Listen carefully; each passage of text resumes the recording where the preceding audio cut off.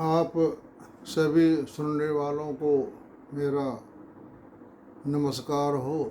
आज का मेरा विषय है कि प्रयत्न और प्रारब्ध का निराकरण, यानी वर्तमान कर्म और प्रारब्ध कर्मों का आपस में संबंध किस तरह से बनाया जाता है, यानी प्रयत्न और प्रारब्ध का निराकरण। तो वशिष्ठ जी श्री रामचंद्र भगवान से कह रहे हैं कि पूर्व जन्म के प्रयत्न से देव कोई वस्तु नहीं है। पूर्व जन्म का पुरुषार्थ ही दैव है, यानी दैव, देव नहीं दैव है। प्रारब्ध को ही दैव कहते हैं। इसलिए मैं देव के अधीन हूँ और कर्म करने में स्वतंत्र नहीं हूँ। यानी कहने का मतलब यह है कि कहते हैं कि आदमी कर्म करने में स्वतंत्र है। गीता में कहा है, उस बात का मैं खंडन नहीं कर रहा हूँ। इंसान कर्म करने में स्वतंत्र है अपनी बुद्धि के अनुसार, लेकिन बुद्धि को और आगे ले जाओ और विवेक से काम करोगे तो हमारा कार्य सही होगा। बुद्धि तो कभी अच्छा भी करा देती है और कभी बुरा भी करा देती है। तो आपको अब मैं बता रहा हूँ कि आदमी कर्म करने में स्वतंत्र कैसे नहीं है। किसी भी मनुष्य का प्रारब्धवश दैववश उसका खराब समय चल रहा है, तो वह उस पर जब भगवान की दया दृष्टि हो जाती है तो वह राम का नाम लेने में या कोई भी शास्त्र के अनुसार कर्म करने में लग जाता है कि मेरे पाप ये कट जाएं तो मेरा कल्याण हो जाएगा। क्योंकि दुख में ही सबको भगवान याद आते हैं। तो हम जब हमारा खराब समय था तो हमारे मन में दुख प्राप्त हुआ, यानी हमारे शरीर में कष्ट प्राप्त हुआ, तो हमने भगवान की दया दृष्टि के द्वारा अच्छा कर्म किया तो हमारा कर्म बदल गया। यानी हमारा जो खराब समय था वह बदल गया और हमने अच्छे कर्म करना शुरू कर दिए। तो दुख में ही सबको भगवान याद आते हैं, सुख में किसी को भगवान नहीं आते। तो बुरे प्रारब्ध आना भी एक अच्छी बात है, क्योंकि जब तक आदमी पे कष्ट नहीं पड़ता तो वो भगवान को याद नहीं करता। जिसके पास पैसा होता है सोचता है क्या यार हमारे पास तो पैसा है, किसी की कमी तो है नहीं, फिर वो उल्टे सीधे कर्म में लग जाता है। यानी जब किसी का प्रारब्ध बस अच्छा समय आ जाता है और कुछ भगवान की दृष्टि घूम जाती है, क्योंकि भगवान की दृष्टि इसलिए घूमती है कि उसको भगवान ने दैववश या प्रारब्धवश अच्छे फल दे दिया, वह भगवान को भूल गया और वह उल्टे सीधे कर्म में लग गया। वह उल्टे सीधे कर्म जब करता है तो उसका जो दुख है, जो सुख है भोग रहा है, उसमें आपस में संबंध एक दूसरे को लड़ते हैं। यानी वहाँ पर जब हमारा समय अच्छा है और हमारा बुरा समय आ गया और हमने बुरा काम किया तो हमारे अच्छे कर्म भी समाप्त हो जाते हैं।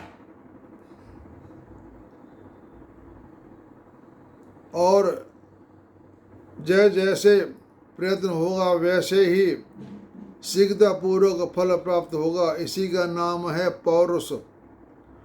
पूर्व जन्म के उस पौरुष की ही कोई दैव की संज्ञा देना चाहते हैं, यानी प्रारब्ध की संज्ञा देना चाहते हैं, जो तुच्छ विषय सुखों के क्षणिक लोभ में फंसकर उस पूर्वकृत पौरुष या दैव को वर्तमान जन्म के पुरुषार्थ द्वारा जीतने का प्रयत्न नहीं करते और सदा दैव के भरोसे बैठे रहते हैं, वे दीन पामर और मूढ़ हैं। जो कहते हैं ना कि यार हमारे तो जो भाग्य में होगा वही मिलेगा, हमें क्या करना।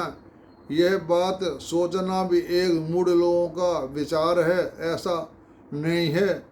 अरे हमारे भाग्य में जो है वो तो है ही, हम उसको बदल सकते हैं। यह बात ना सोचें यार हमारे तो भगवान के जन्म में बुराई फल दे रखा तो हम बुराई भोगेंगे, हमें अच्छा नहीं मिलेगा, ऐसा नहीं है।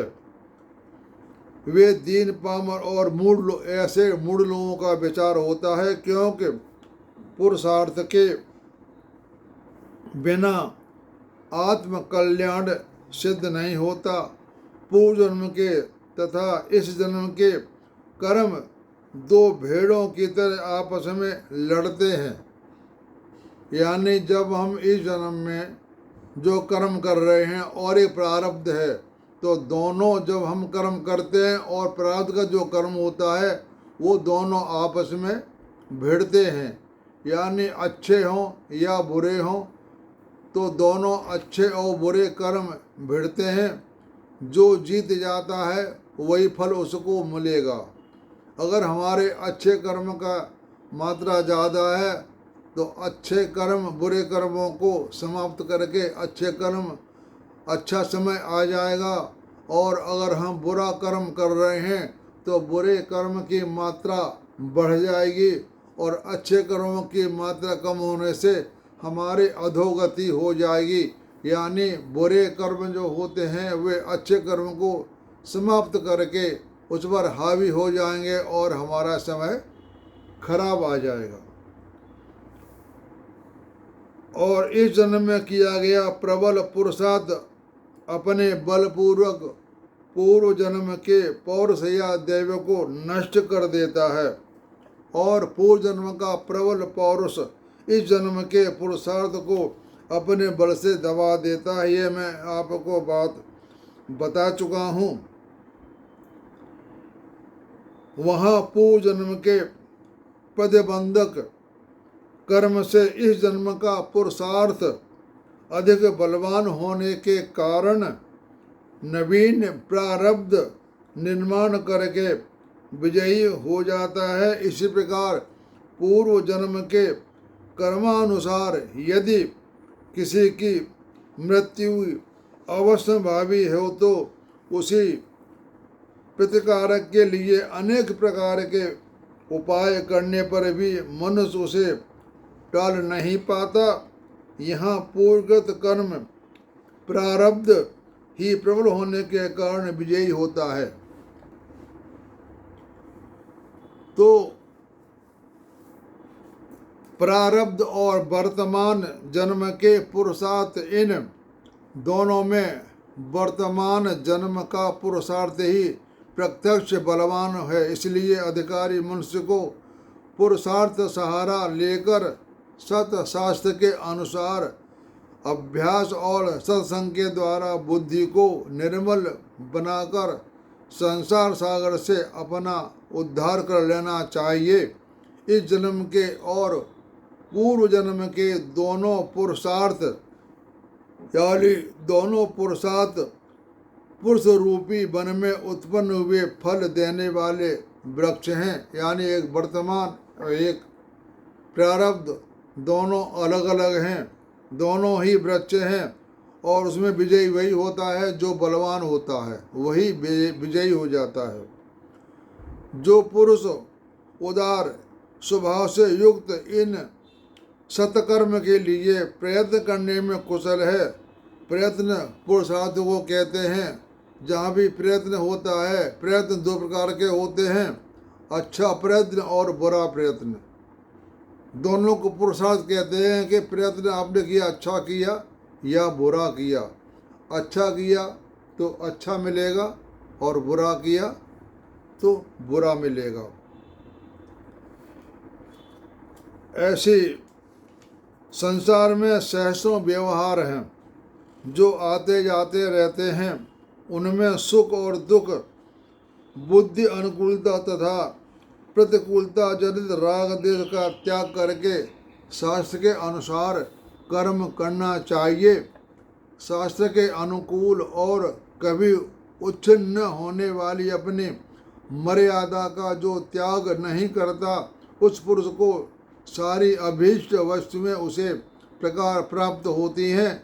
जैसे सागर में गोता लगाने वाले को रत्न और सुख की प्राप्ति और दुख की निवृत्ति, यही मनुष्य का स्वार्थ है।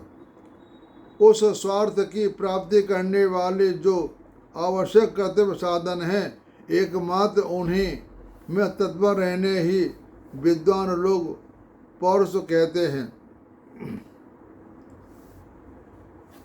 तो वही परम स्वार्थ की सिद्धि है। विद्वान लोग अंत रहित समता रूप परमानंद से पूर्ण पुरुषार्थ वस्तु पर ब्रह्म को जानते हैं। पर ब्रह्म कह लो या ब्रह्म कह लो, एक होता है ब्रह्म, एक होता है ब्रह्मा, दोनों में अंतर है। ब्रह्म के अंदर तीन देवों का वास होता है, यानी ब्रह्म से तीन देवता को बताया गया है, ब्रह्मा विष्णु महेश। तो ब्रह्मा विष्णु महेश ओम से पैदा हुए हैं, यानी ब्रह्म से पैदा हुए हैं, उसे कहते हैं ब्रह्म। और ब्रह्मा जो हैं हमारे हैं, हमारे पिता हैं, हम सब ब्रह्मा की संतान हैं। तो ब्रह्मा ब्रह्म में यही अंतर है कि ब्रह्मा हमारे परम पिता हैं और ब्रह्म में हमारे तीनों देवता आते हैं, लेकिन तीनों देवताओं से ही ब्रह्म बनता है। ये उन्हीं के स्वरूप हैं, ब्रह्मा विष्णु और महेश। जो इस प्रत्यक्ष पुरुषार्थ को छोड़कर देव रूपी यानी प्रारब्ध मोह में निमग्न होता है, वही मूढ़ है। यानी जो अपने प्रारब्ध को लेकर के बैठा रहता है, वही लोग मूढ़ बुद्धि कहलाते हैं कि हमारे भाग्य में भैया ऐसा ही है तो हमें ऐसा ही मिलेगा। वो लोग प्रयत्न या पौरुष नहीं करते जिससे उसका छुटकारा मिल जाए। मैं आपको बता चुका हूँ अभी कि हमें वर्तमान में अच्छे कर्म करने से हमारे प्रारब्ध नष्ट हो जाते हैं। ये हमारे शास्त्रों का मत है। यह मैं आपको जो सब बातें सुना रहा हूँ, ये हमारे गुरु रामचंद्र जी के वशिष्ठ गुरु जो हैं, वह रामचंद्र भगवान को ज्ञान दे रहे हैं, वही मैं आपको सुना रहा हूँ। अतः शुभ श्री राम अपनी कोरी कल्पना के बल से उत्पन्न मिथ्याभूत तथा संपूर्ण कारण और कार्य से रहित देव की अपेक्षा न रखकर आत्मकल्याण के लिए अपने उत्तम पुरुषार्थ का आश्रय लो।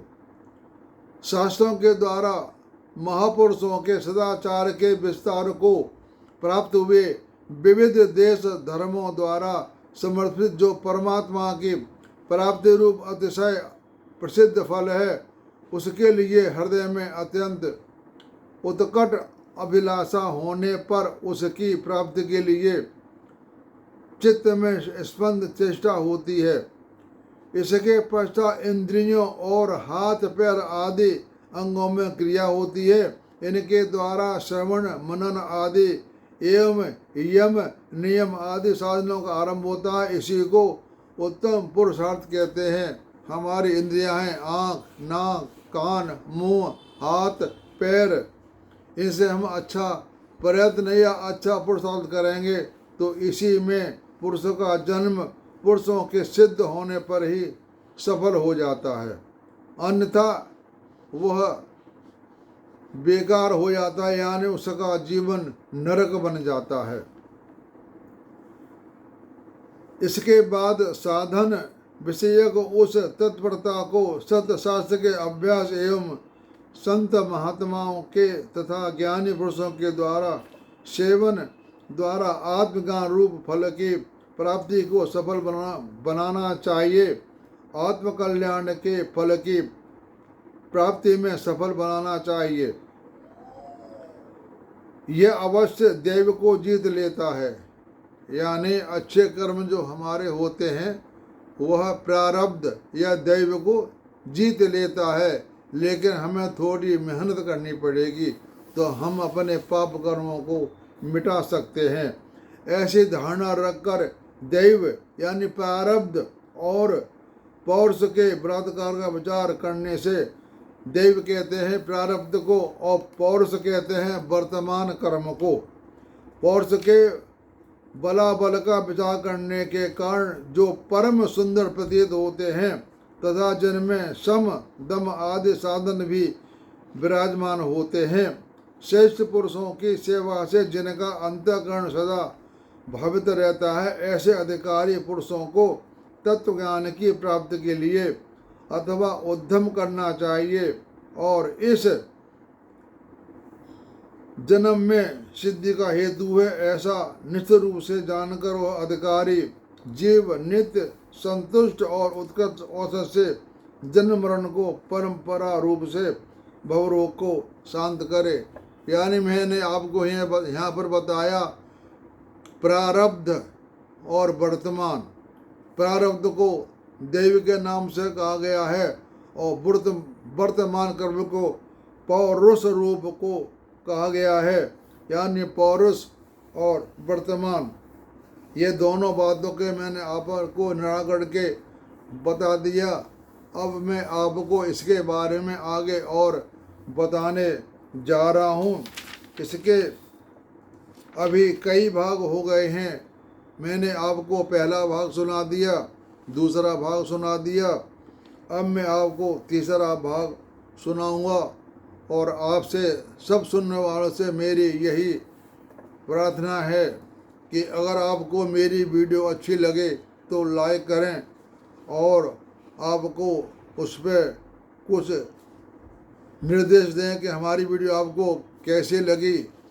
और आप इसको अगर आल सब्सक्राइब पहला होता सब्सक्राइब फिर होता आल सब्सक्राइब, अगर इसको आप आल सब्सक्राइब करेंगे तो मेरी जो भी वीडियो बनेगी आपके फ़ोन पर अपने आप ही पहुंच जाएगी।